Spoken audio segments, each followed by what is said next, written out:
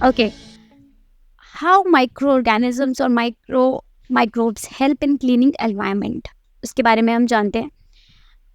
Okay, हमने इसके बारे में पहले भी जाना है. फॉर एग्जाम्पल, वर्मी कंपोस्टिंग कैसे की जाती है. वर्मी कंपोस्टिंग में हम एक पिट लेते हैं, एक गड्ढा खोदते हैं, उसके अंदर हम ऑर्गेनिक वेस्ट जैसे कि वेजिटेबल बीन्स, प्लांट्स के वेस्ट, फ्रूट्स के वेस्ट और हमारे आसपास जितने भी पेड़ पौधे हैं, अगर कोई ख़राब हो रहा है, डेड एंड डिकेइंग एनिमल्स जो होते हैं, उनको एक पिट के अंदर डाल देते हैं. उसके अंदर कुछ डिकम्पोजिंग केमिकल्स डाले जाते हैं और उस पिट को कवर कर दिया जाता है. तो क्या होता है, with the help of microbes, कुछ माइक्रोब्स ऐसे होते हैं जो इस प्लांट और एनिमल और जो वेजिटेबल फ्रूट और इस तरीके के वेस्ट के ऊपर एक्शन लेता है, काम करता है. और वो माइक्रोब्स जो होते हैं न्यूट्रिएंट्स को रिलीज करते हैं in the process, can be use by plants again. तो इसमें क्या होता है, जो सारा का सारा जो हमारा वेस्ट है उसको, जैसे अर्थवर्म होते हैं, वो क्या करते हैं, कंज्यूम करते हैं और उसके बाद उसको ऑर्गेनिक वेस्ट में कन्वर्ट कर देते हैं with the help of microbes. तो वही जो होते हैं वो क्या कर देते हैं, कन्वर्ट कर रहे हैं उसको मैन्योर में. और वो जो मैन्योर होती है वो यूज़ हो रही है किस में, प्लांट्स के न्यूट्रिशन के लिए, प्लांट के न्यूट्रिशन के लिए यूज़ हो रही है. और वो हमारा जो एनवायरनमेंट है उसको भी क्लीन करने में हेल्प कर रही है. हमने क्या किया, इतना सारा जो वेस्ट हमारा जो एनवायरनमेंट से प्रोड्यूस हुआ था उसको ऑर्गेनिक वेस्ट में कन्वर्ट कर दिया है, जो कि हमारे जो प्लांट्स हैं और हमारा जो सॉइल है उसके लिए बहुत ज़्यादा क्या कर रहा है, बेनिफिट का काम कर रहा है, उसको बेनिफिट दे रहा है. जैसे हमने जो मेन्योर प्रोड्यूस की है इस प्रोसेस से, उस मेन्योर को हम क्या कर सकते हैं, सॉइल की फर्टिलिटी को इंक्रीज करने के लिए यूज़ कर सकते हैं. सॉइल की फर्टिलिटी अच्छी होगी तो हमारे जो प्लांट्स होंगे उसमें अच्छे से ग्रो कर पाएंगे. इसी तरीके से जो माइक्रोब्स होते हैं वो एनवायरनमेंट को क्लीन करने में भी हेल्प करते हैं. ओके, हार्मफुल ऑर्गेनिजम्स के बारे में पढ़ेंगे. अभी तक हमने बहुत अच्छी जो चीज़ें हैं माइक्रो ऑर्गेनिजम्स के बारे में जानी. नाउ इट्स द टाइम कि हम जाने कि माइक्रो ऑर्गेनिज्म किस तरीके से हार्मफुल भी होते हैं हमारे लिए, ह्यूमन बींग्स के लिए, प्लांट्स के लिए. क्यों, क्योंकि वो हम में कुछ डिजीज़ भी कॉज करते हैं. और कुछ ये जो डिजीज़ होती हैं वो जिन ऑर्गेनिजम्स से होती हैं हम उन्हें बोलते हैं pathogens. Disease causing organisms are called pathogens. I hope you understood that जो ऑर्गेनिजम्स डिजीज़ फैला रहे हैं, जिनकी वजह से डिजीज़ कॉज हो रही है, उनको हम बोलते हैं पैथोजेंस, रोगाणु. ओके, किस तरीके से करते हैं ये, हमारा जो फूड होता है उसको स्पॉइल कर देते हैं. ओके, अब हम देखते हैं कैसे करते हैं ये. Disease causing microorganisms in human. Pathogens जो होते हैं वो हमारी बॉडी के अंदर एंटर कर जाते हैं. किस तरीके से, किस किस जो वेज है उसके थ्रू हमारी बॉडी में एंटर करते हैं. Air we breathe, the water we drink और द फूड वी ईट. ये जो मेन कुछ तरीके हैं, जो मेन वेज हैं जिसके थ्रू पैथोजेंस हमारी बॉडी में एंटर करते हैं, वो है सांस लेते टाइम हवा अंदर लेना या छोड़ना, और पानी जो हम पीते हैं उसके थ्रू, और जो खाना हम खाते हैं वो उसके थ्रू हमारी बॉडी में ट्रांसमिट हो जाते हैं, एंटर कर जाते हैं. और वो हम क्या करते हैं, या जो हम ह्यूमंस होते हैं, मान लीजिए कोई किसी भी इंसान को किसी पैथोजन ने अटैक किया है, उसकी बॉडी के अंदर चला गया है वो, तो वो इंसान क्या करेगा, वो खुद तो बीमार है ये, बट वो दूसरे इंसानों को भी उसके डायरेक्ट या इनडायरेक्ट कांटेक्ट में आके या इन्फेक्टेड पर्सन के से बात करने से, उसके आसपास रहने से, वो एक दूसरे के अंदर जो पैथोजेंस है उनको ट्रांसमिट करते रहेंगे और वो स्प्रेड करेंगे उस डिजीज़ को एक इंसान से दूसरे इंसान में, through the air, water, food और फिजिकल कांटेक्ट. तो इसी तरीके से जो ये डिजीज़ होती है जिन्हें हम बोलते हैं कम्युनिकेबल डिजीज़. क्या बोलते हैं इन्हें हम, communicable disease. We call them communicable disease. जैसे यहाँ पर देखिए, microbial disease that can spread from an infected person to a healthy person through air, water, food और physical contact are called communicable disease. इस तरीके की डिजीजेस जो हम एक दूसरे को फैला सकते हैं उन्हें कम्युनिकेबल डिजीज कहते हैं. और इन डिजीज के कुछ एग्जाम्पल्स होते हैं जैसे कि cholera, common cold, chicken pox, tuberculosis. Okay, कोई भी इंसान जब वो मान लीजिए किसी फ्लू से या फीवर से या ऐसे वायरसेस के अटैक के अंदर होता है और मान लीजिए वो स्नीज करता है और उसके सामने कोई इंसान बैठा हुआ है, तो वो अगर उसने छींका है तो वो देखिए कुछ जो जो कोल्ड होता है, कॉमन कोल्ड में क्या होता है, स्नीज होता है, तो वो उसके जब छींकते टाइम उसके नोज से या माउथ से कुछ इस तरीके की वाटर ड्रॉपलेट, फाइन ड्रॉपलेट्स होती है वो मॉइस्चर की, वो निकलती हैं, तो वो जो इन्फेक्टेड पर्सन है उसके अंदर भी चली जाती है एयर के थ्रू, तो उसकी बॉडी के अंदर भी वो वायरस एंटर कर जाता है और वो हेल्दी पर्सन को भी बीमार कर देता है, इन्फेक्टेड कर देता है. किस तरीके से हम इसको रोक सकते हैं? मान लीजिए अगर हमें पता है कि हम किसी वायरस से इन्फेक्टेड है, तो हमें उस टाइम पे जैसे कोविड-19 में हम मास्क लगा के ही जाते थे हर जगह पर, तो हमें ये चीज़ें उस टाइम पर भी फॉलो करनी चाहिए. हैंड वॉश करना प्रॉपरली, अगर मान लीजिए हमने छींका है या हाथ लगाया है अपने फेस के आसपास, और किसी से हैंडशेक वगैरह जो है उसको अवॉइड करना. आप दूर से बात करिए, और अगर आपको छींक आ रही है या स्नीज़ मतलब कोल्ड की वजह से स्नीज़ी फील कर रहे हैं आप, तो आप हैंकी रखिए अपने फेस के ऊपर, और इन्फेक्टेड पर्सन जो होते हैं वो दूसरे हेल्दी पर्सन से थोड़ी दूरी बना के रखें. तो कुछ एनिमल्स भी होते हैं, जैसे मान लीजिए यहाँ हमने बात की ह्यूमंस के बारे में. ह्यूमन जो होते हैं वो कैरियर का काम कर रहे हैं, एक डिजीज़ को दूसरे पर्सन को फैलाने के लिए. इसी तरीके से छोटे बच्चे जैसे स्कूल जाते हैं, तो वो भी क्या करते हैं, वो इस तरीके के वायरसेस जो होते हैं वो कैरियर, मान लीजिए वो तो वैक्सीन है किसी चीज़ से, उनको उस चीज़ से इतना फ़र्क नहीं पड़ेगा क्योंकि उनके अंदर एंटीबॉडीज़ ऑलरेडी हैं, तो वो उसको फाइट कर लेंगे इजीली. बट वो कैरियर का काम तो बहुत इजीली करते हैं. वो क्या करेंगे, उनको वो चीज़ नहीं होगी बट वो दूसरे लोगों को फैला देंगे. और हाउस फ्लाइज जो होती है, घर में मक्खियाँ पाई जाती हैं, वो क्या करती हैं, उनके अंदर पैथोजेंस जो होते हैं वो लगे होते हैं. मान लीजिए वो मक्खी जो है वो एक जगह पे बैठी है और वो दूसरी जगह पे जाके उन्हीं वायरसेस को, बैक्टीरियाज को जाके किसी और जगह पे पैथोजेंस को ट्रांसफ़र कर देती है, और जो फूड है वो कंटामिनेट हो जाता है. तो जो उस फूड को खाएगा जिस पे मक्खी बैठी थी, तो वो उस फूड को भी क्या कर देगा, कंटामिनेट कर देगा, और वो जो इन्फेक्टेड फूड है उसे जो इंसान खाएगा वो भी बीमार हो जाएगा. इसी तरीके से हम बात करते हैं कि किस तरीके से हम इन चीज़ों को और कुछ एग्जाम्पल्स के थ्रू जान सकते हैं.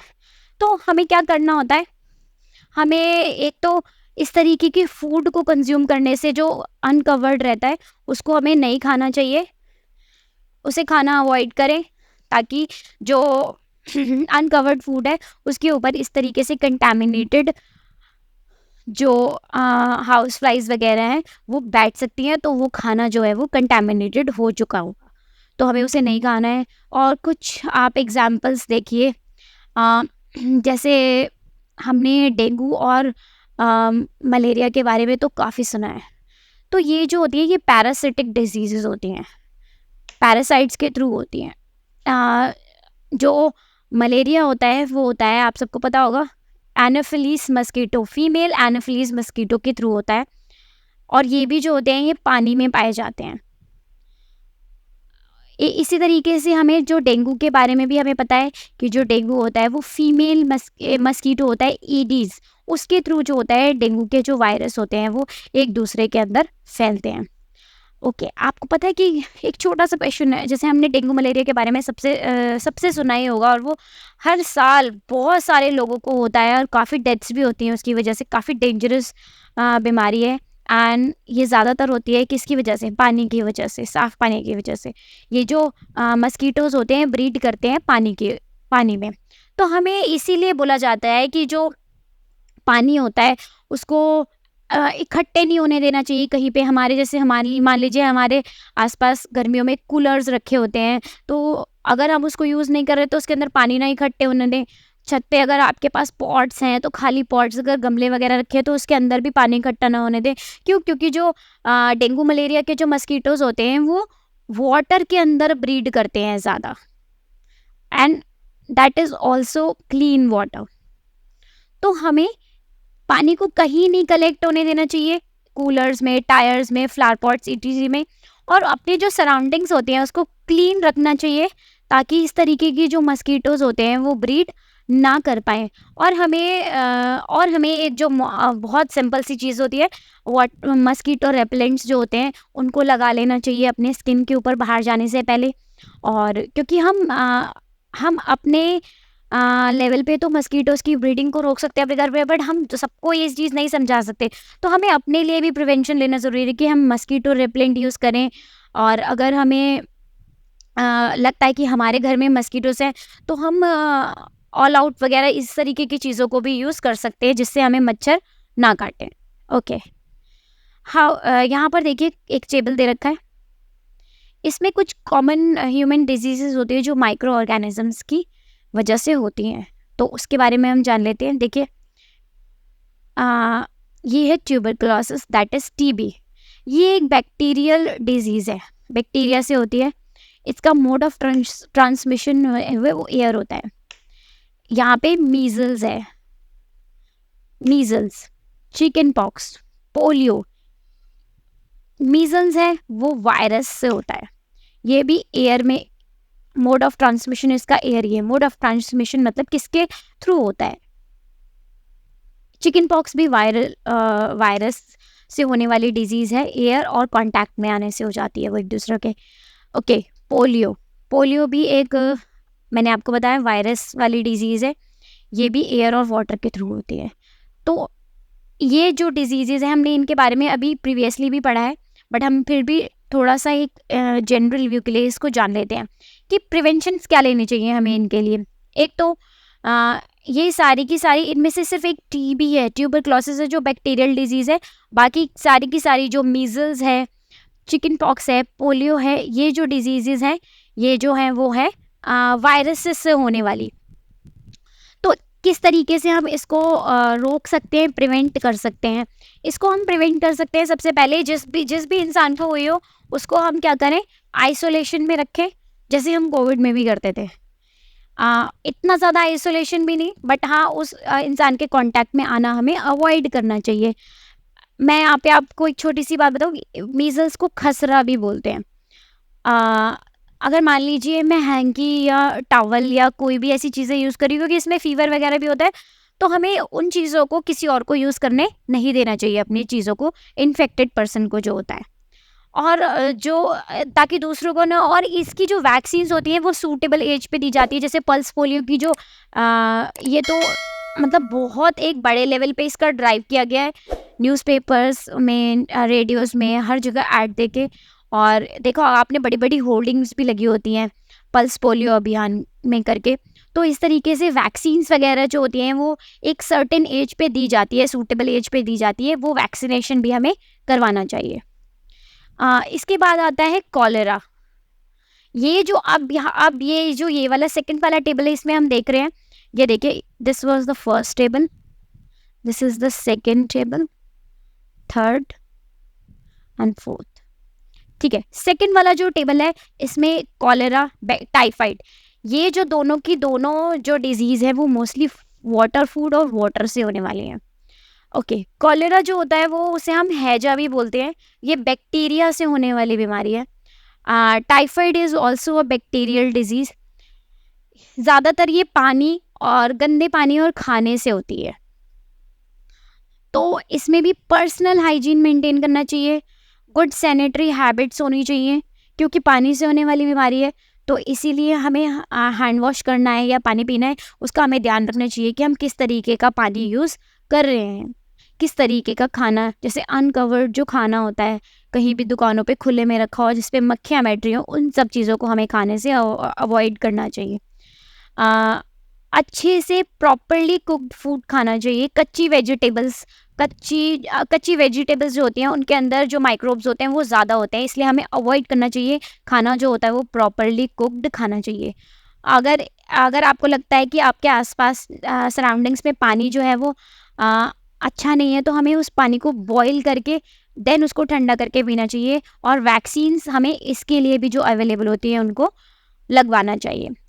नाउ हेपेटाइटिस जो होता है वो लिवर का इन्फेक्शन होता है। This is a liver infection, type of a liver infection. ये भी वायरसेस के थ्रू होता है और ये भी वाटर से होने वाला है। तो इसमें क्या होता है, गर्म बॉईल किया हुआ पानी पीजिए। वैक्सीन जो होती है हेपेटाइटिस बी की वो सूटेबल एज पे लगवा लेनी चाहिए। मलेरिया, ये प्रोटोजुआ जो होता है माइक्रो ऑर्गेनिज्म, प्रोटोजुअन टाइप का जो माइक्रो ऑर्गेनिज्म होता है उसके थ्रू होता है। और मस्कीटोज, जैसे मैंने आपको पहले भी बताया, मलेरिया जो होता है वो फीमेल मस्कीटो एनाफिलीज के काटने की वजह से होता है। Malaria and dengue also. तो इसके लिए भी हमें क्या करना चाहिए, मस्कीटो नेट यूज़ करने चाहिए इसके प्रिवेंशन के लिए। मस्कीटो रेपेलेंट यूज़ करने चाहिए। आजकल बहुत तरीके के ऑइंटमेंट्स वगैरह आते हैं, रेपेलेंट्स वगैरह आते हैं स्प्रे करने के लिए, रोल ऑन्स के फॉर्म में आते हैं, तो वो सब हम यूज़ कर सकते हैं। इंसेक्टिसाइड्स आसपास, जैसे अगर पेड़ पौधे बहुत ज़्यादा है या पानी कहीं पे इकट्ठा हो रखा है, तो हमें मस्कीटोज़ की ब्रीडिंग को कंट्रोल करने के लिए, मच्छर को जो उनके लार्वास होते हैं, एग्स होते हैं, उनको मारने के लिए इंसेक्टिसाइड्स जो होते हैं वो आसपास छिड़कवा लेने चाहिए और पानी इकट्ठा होने नहीं देना चाहिए। तो ये कुछ इम्पॉर्टेंट डिजीज़ थी जो होती है due to microbes. Okay, next is disease causing microorganisms in animal. अभी तो हमने ह्यूमंस के बारे में जाना कि ह्यूमंस जो होते हैं वो किस तरीके से डिजीज़ होती है, उनको माइक्रो ऑर्गेनिजम्स की वजह से हो जाती है। बट अब हम पढ़ते हैं किसके बारे में, माइक्रो ऑर्गेनिजम्स जो ह्यूमन और प्लांट नहीं, एनिमल्स को भी जो हो जाती है माइक्रोब्स की वजह से, तो उसके बारे में हम जानते हैं। देखिए यहाँ पर एक बहुत इम्पॉर्टेंट एक साइंटिस्ट जो हैं उनको मेंशन किया गया है, रॉबर्ट कोच। इन्होंने बैक्टीरियम बैसिलस एंथ्रेसिस जो एंथ्रैक्स डिजीज़ होती है उसके बारे में बताया गया था। एंथ्रैक्स जो एक डेंजरस ह्यूमन डिजीज़ है और कैटल डिजीज़ है।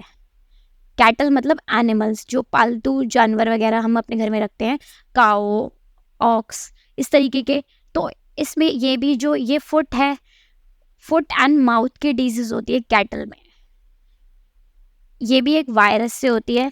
तो इस डिजीज़ के बारे में, बैसिलस एंथ्रेसिस एंथ्रैक्स डिजीज़ जो बोलते हैं, इसको इन्होंने किस बैक्टीरिया की वजह से होती है, इन्होंने रॉबर्ट कोच ने डिस्कवर किया था 1876 में। Disease causing microorganisms in plant. Micro organisms जो होते हैं उनमें वो प्लांट्स को भी डिजीज़ जो होती हैं वो स्प्रेड कर सकते हैं। और वो किस तरीके से होता है,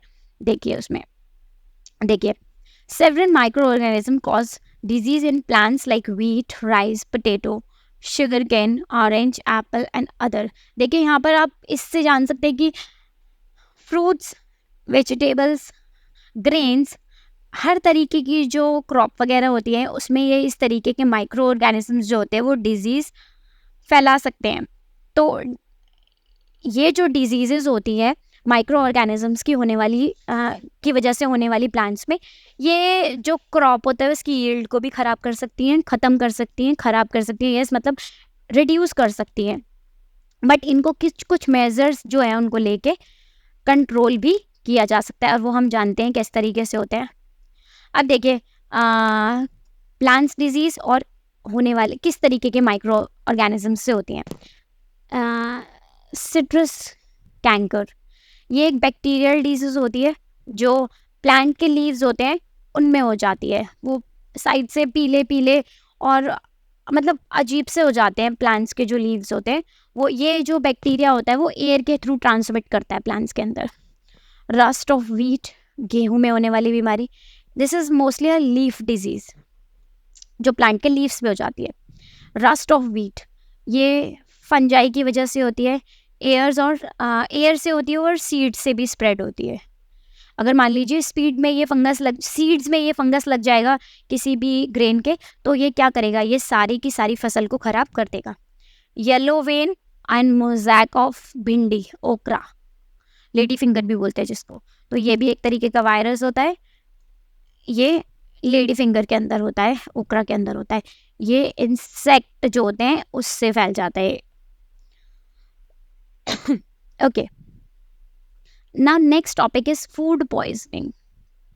फूड पॉइजनिंग वर्ड से ही हमें पता चल रहा है जब फूड जो है वो पॉइजन का काम करे, तो हम कैसे कह सकते हैं जो फूड का कंजम्पशन हमें कैसे पॉइजनिंग कर सकता है? बिल्कुल कर सकता है।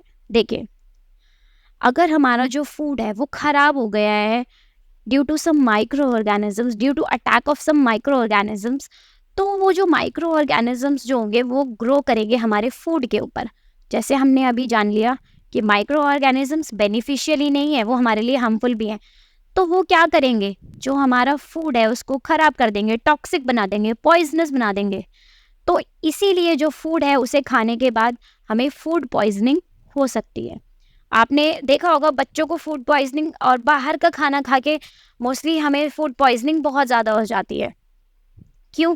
क्योंकि जो बाहर खाना होता है वो फ्रेशली प्रिपेयर्ड नहीं होता, अच्छा पानी वो लोग नहीं यूज़ कर रहे, हाइजीन को मेंटेन नहीं कर रहे बनाते टाइम पे, तो इसीलिए जो माइक्रो ऑर्गेनिजम्स है उनको डेवलप होना बहुत ईजी हो जाता है फूड के ऊपर, और जो फूड होता है हमारा वो ख़राब हो जाता है।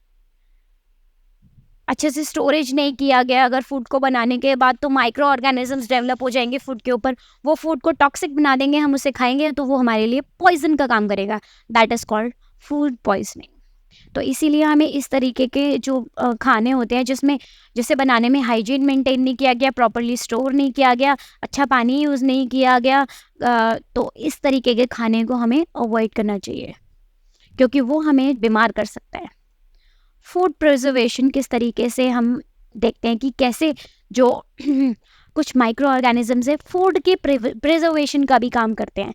आपने एग्जाम्पल देखा होगा, अगर हम अपने घर में मिल्क लेके आते हैं तो हम पहले मिल्क को बॉईल करते हैं, फिर उसे ठंडा करते हैं, उसके बाद हम उसे अपने फ्रिज में रखते हैं, है ना। तो ये जो है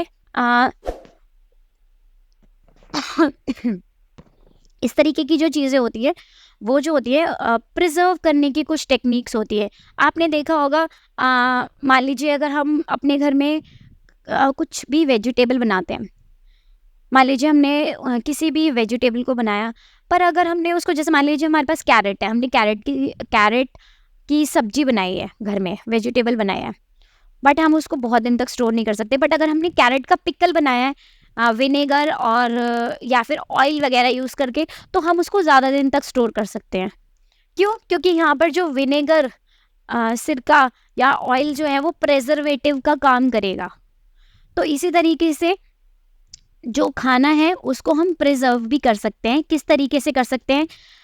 कि जो उनके ऊपर माइक्रो ऑर्गेनिजम्स का अटैक है उसको हम बचा सके। तो किस किस तरीके के मेथड्स हैं यहाँ पे देखिए। एक है केमिकल मेथड। केमिकल मेथड में सबसे पहले क्या आता है? Salt and edible oils. मैंने आपको भी बताया कि हम अचार वगैरह बनाते हैं, पिकल्स बनाते हैं, तो उसमें जो सॉल्ट और एडिबल ऑयल, जो खाने वाले तेल या ऑयल डाले जाते हैं, वो जो होते हैं वो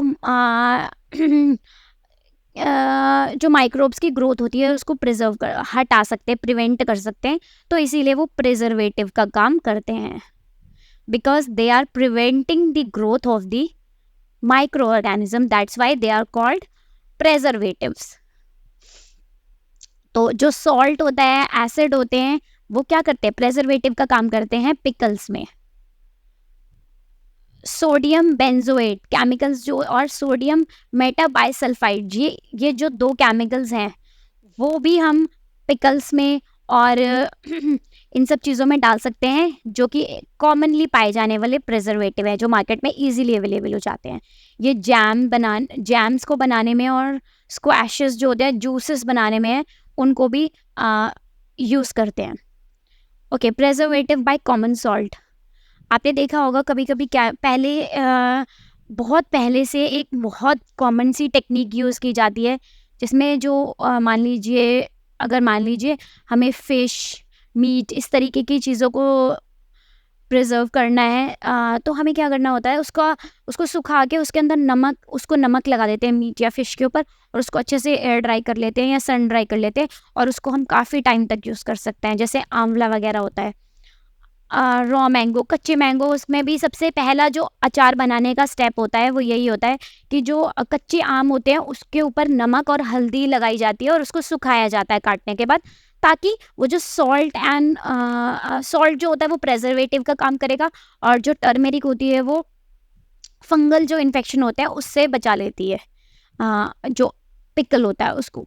तो दैट्स वाई वो भी एक प्रेजर्वेटिव का काम करेंगे। Okay, preservatives bye sugar. आपने देखा होगा कभी कभी कैंडीज वगैरह ये सब हम खाते हैं, जैम, जेली, स्क्वैशेस जो होते हैं, इन सबको शुगर से प्रिजर्व किया जाता है। आंवला की कैंडी बनाई जाती है, जैसे घर पे कभी किसी किसी की मम्मी भी बनाती होंगी, तो उसमें क्या होता है, शुगर जो कोटिंग होती है उसको कर दिया जाता है मॉइस्चर सुखाने के बाद। क्योंकि जो शुगर होता है, जब हम उसे इस तरीके की चीज़ों के साथ मिलाते हैं तो वो मॉइस्चर को कम कर देता है, पानी के कंटेंट को कम कर देता है, और ग्रोथ ऑफ जो बैक्टीरिया होता है वो मॉइस्चर के अंदर ज़्यादा होता है। तो मॉइस्चर अगर रिड्यूस हो जाएगा तो एक शुगर की कोटिंग हो जाएगी उन चीज़ों के ऊपर, और वो जो है ग्रोथ ऑफ द बैक्टीरिया और माइक्रोब्स है वो कम हो जाएगा, और वो खाना खराब नहीं होगा। Oil and vinegar. Oil and vinegar किस तरीके से प्रिजर्वेटिव का काम करते हैं, ये भी जो होते हैं प्रिवेंट करते हैं ख़राब होने से पिकल्स और बैक्टीरिया, क्योंकि इस ऑयल के एनवायरनमेंट में पैदा नहीं होंगी, तो वो भी प्रिजर्वेटिव का काम करते हैं। जो वेजिटेबल्स होती हैं, फ्रूट्स होते हैं, फिश और मीट जो होते हैं, इसको इन मेथड से प्रिजर्व किया जाता है। Hot and cold treatments. Hot and cold treatment किस तरीके से करा जाता है, आप लोगों को पता है, जैसे मैंने आपको अभी ही स्टार्टिंग में बताया था कि दूध को बॉईल किया जाता है, उसके बाद फिर उसको फ्रिज में स्टोर किया जाता है। ये जो मेथड होता है इसको हम पैस्चराइजेशन बोलते हैं। और किसने इस मेथड को डिस्कवर किया था, लुइस पास्चर।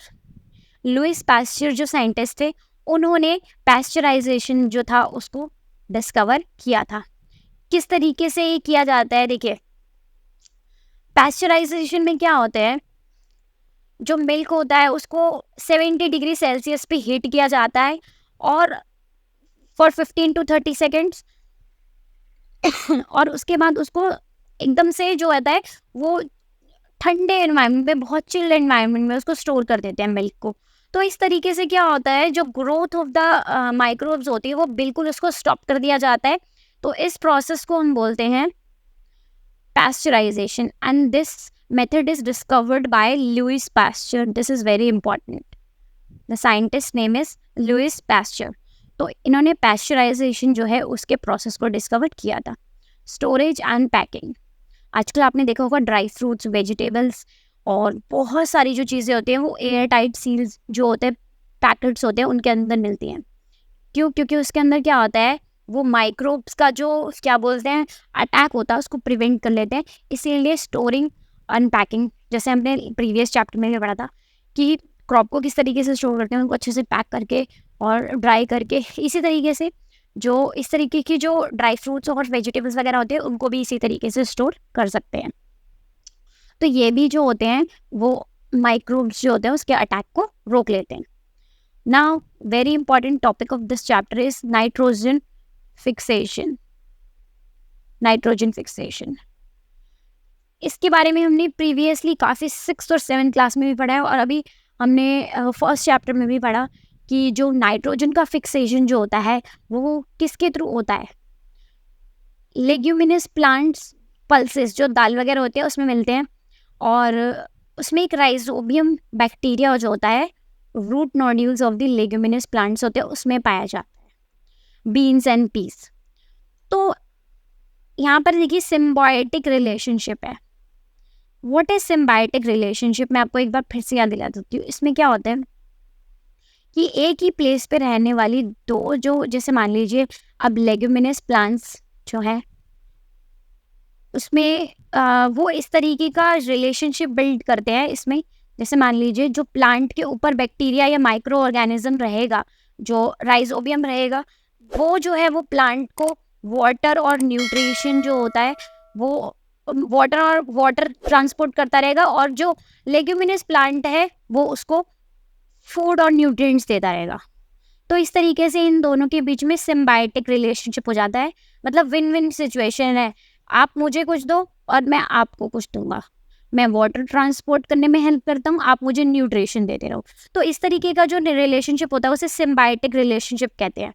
तो ये जो होता है वो लेग्यूमिनस प्लांट और जो राइजोबियम बैक्टीरिया है लेग्यूमिनस प्लांट के ऊपर रहते हैं, ये इस तरीके का रिलेशनशिप बिल्ड करते हैं, और ये नाइट्रोजन जो होता है उसको फिक्स कर देते हैं सॉइल के अंदर। और देखिए अब हम यहाँ पर बात करते हैं किस तरीके से ये होती है roots of the leguminous plants, root nodules के साथ। ये देखिए यहाँ पर these are the root nodules of the leguminous plants, जैसे पीज और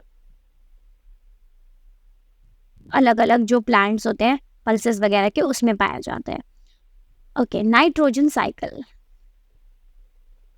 नाइट्रोजन साइकिल किस तरीके से जो नाइट्रोजन है उसको मेंटेन किया जाता है हमारे एटमॉस्फेयर में। जो हमारा एटमॉस्फेयर है उसके अंदर जो एक मेजरली रहने वाली गैस है वो है nitrogen gas. 78%, this is a very big percent. 78% जो हमारी एयर है, एटमॉस्फेरिक एयर, उसके अंदर नाइट्रोजन होता है। तो किस तरीके से इस नाइट्रोजन साइकिल में हमें पढ़ना है, जो नाइट्रोजन है उसका परसेंटेज जो है उसको मेंटेन करके रखा जाता है।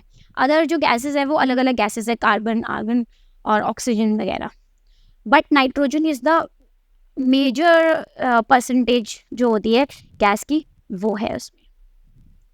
ओके, देखिए जो नाइट्रोजन क्यों ज़रूरी है पहले हम ये जान लेते हैं। नाइट्रोजन जो है वो एक सबसे इम्पॉर्टेंट असेंशियल कंस्टिट्यूट है जो लिविंग ऑर्गेनिजम्स का, क्योंकि वो उनके जो प्रोटीन होते हैं, क्लोरोफिल का प्रोसेस होता है, न्यूक्लिक एसिड्स होते हैं, एसिड्स एंड वाइटामिन्स होते हैं, इस तरीके के जो उनके सारे फंक्शनिंग है या कंस्टिट्यूंट्स हैं जो उसको बनाते हैं, उसका पार्ट है नाइट्रोजन। इसीलिए ये बहुत ज़्यादा इम्पॉर्टेंट है। अब जो एटमॉस्फेरिक नाइट्रोजन होता है उसको हम डायरेक्टली यूज़ नहीं कर सकते, प्लांट्स और एनिमल्स के जो द्वारा है वो उसको यूज़ नहीं कर सकते, that is N2, nitrogen dioxide. इसको हम यूज़ नहीं कर सकते डायरेक्टली जो एटमॉस्फेरिक नाइट्रोजन है। तो इसीलिए उसे क्या किया जाता है, कुछ बैक्टीरियाज होते हैं, सर्टेन बैक्टीरियाज होते हैं, ब्लू ग्रीन एल्गी सॉइल में, जो इसको फिक्स करते हैं नाइट्रोजन को और उसको इस तरीके के कंपाउंड्स में कन्वर्ट कर देते हैं, यूजेबल नाइट्रोजन में कन्वर्ट कर देते हैं। तो एक बार जो नाइट्रोजन होता है, एटमॉस्फेरिक नाइट्रोजन होता है, अगर वो कन्वर्ट हो जाता है यूजेबल कंपाउंड में, तो वो प्लांट जो होता है उसको यूज़ कर सकता है सॉइल के थ्रू और उसके रूट्स के सिस्टम में ट्रांसपोर्ट करके। तो नाइट्रोजन जो होता है वो सिंथेसाइज होता है, सिंथेसाइज करने में हेल्प करता है प्लांट्स को उनके प्रोटीन और अदर कंपाउंड्स में। और वो जो एनिमल्स होते हैं, जो एनिमल्स तो अपना नाइट्रोजन खुद नहीं कन्वर्ट कर सकते एटमॉस्फेरिक नाइट्रोजन को, इसीलिए वो भी क्या करते हैं, वो इन प्लांट्स को खा लेते हैं। क्यों? क्योंकि वो ऑलरेडी उसको सिंथेसाइज करके प्लांट के जो प्रोटीन है उसको बना चुके हैं। तो अगर ये प्रोटीन एनिमल्स को चाहिए तो वो एनिमल्स भी उन प्लांट्स को खाएंगे और वो उनको है नाइट्रोजन कंपाउंड्स मिल जाते हैं। तो अब इसी तरीके से जो प्लांट्स एंड एनिमल्स होते हैं, जब वो क्या बोलते हैं, मर जाते हैं, जो एनिमल्स और प्लांट्स मर जाते हैं जिन्होंने उस नाइट्रोजन को कंज्यूम किया है, नाइट्रोजन प्रोटीन को कंज्यूम किया है, वो जब मर जाते हैं तो जो सॉइल के अंदर फंगस प्रेजेंट होता है, बैक्टीरिया प्रेजेंट होता है, वो उस जो नाइट्रोजन को क्या कर देता है, फिर से गैसियस नाइट्रोजन में कन्वर्ट कर देता है, गैसियस नाइट्रोजन में कन्वर्ट कर देता है। तो इसी तरीके से जो हमारा एटमॉस्फेयर है उसके अंदर नाइट्रोजन फिर से रिस्टोर हो जाता है। ओके, अब हम इसको थोड़ा सा जानेंगे किसकी वजह से। जैसे मान लीजिए 78% है, ये 78% है नाइट्रोजन हमारे एटमॉस्फेयर में। ओके, सबसे पहले क्या हो रहा है ये देखिए, यहाँ से मैं आपको फ्लो चार्ट के हेल्प से बता रही हूँ। यहाँ पे एटमॉस्फेरिक नाइट्रोजन किस तरीके से, एक तो लिग्यूमिनस प्लांट्स जो होते हैं वो जो होते हैं नाइट्रोजन को फिक्स कर रहे हैं सॉइल के अंदर, with the help of bacteria that is called rhizobium. एक लाइटनिंग का प्रोसेस होता है. लाइटनिंग के प्रोसेस में क्या होता है कि जो हाई प्रेशर होता है वो मेंटेन किया जाता है. तो इसमें क्या होता है, नाइट्रोजन के जो मॉलिक्यूल्स होते हैं वो ऑक्सीजन के साथ मिल जाते हैं और वो नाइट्रोजन डाइऑक्साइड बनाते हैं. और वो जो होता है वो ऑक्सीजन जो होता है वो जो रेन या एटमॉस्फेयर उसके थ्रू जो यूजेबल ऑक्सीजन नाइट्रोजन होता है वो सॉइल के अंदर मिल जाता है. बट ये जो लाइटनिंग का प्रोसेस होता है ये बहुत ज़्यादा नहीं होता, कम होता है. इसीलिए ये ज़्यादा क्वांटिटी में नाइट्रोजन को हमारे लिए फिक्स नहीं कर सकता, नाइट्रोजन को कन्वर्ट नहीं कर सकता यूजेबल नाइट्रोजन में. That is why this is the main method, nitrogen fixing bacteria. Rhizobium के थ्रू जो नाइट्रोजन फिक्स हो रहा है, कन्वर्ट हो रहा है यूजेबल नाइट्रोजन में, वो सॉइल के अंदर मिक्स हो जाता है. वो सॉइल के अंदर मिक्स हो रहा है, सॉइल के अंदर मिक्स हो गया तो compound of nitrogen in the soil आ गया. तो ये जो सॉइल होती है इससे प्लांट्स बड़े हो जाते हैं, Uptake by the plants. In plants को एनिमल्स ने खा लिया, एनिमल ईट्स प्लांट.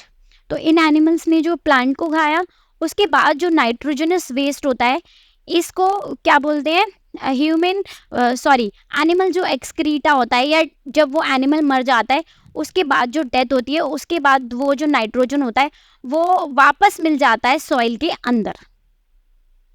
उसके बाद जो फिर ये जो सॉइल होती है फिर से वापस जो होता है, ये जो बैक्टीरिया कंपाउंड्स होते हैं ये फिर से गैसियस फॉर्म में जाके सॉइल के थ्रू मिल जाते हैं जाके हमारे एटमॉस्फेरिक नाइट्रोजन में. तो this is the cycle. I hope आपको समझ में आ गया होगा किस तरीके से ये जो पूरा का पूरा प्रोसेस है जो वो काम करता है कि जो हमारा एटमॉस्फेयर है उसके अंदर नाइट्रोजन जो है उसको फिक्स रखे 78% उसे यूज़ करा जा रहा है. उसके बाद वापस वो जो नाइट्रोजन है उसको गैसियस फॉर्म में, एटमॉस्फेरिक गैसियस फॉर्म में छोड़ देते हैं. Okay, this is the end of this chapter. Thank you so much. I hope you have liked my video. Thank you.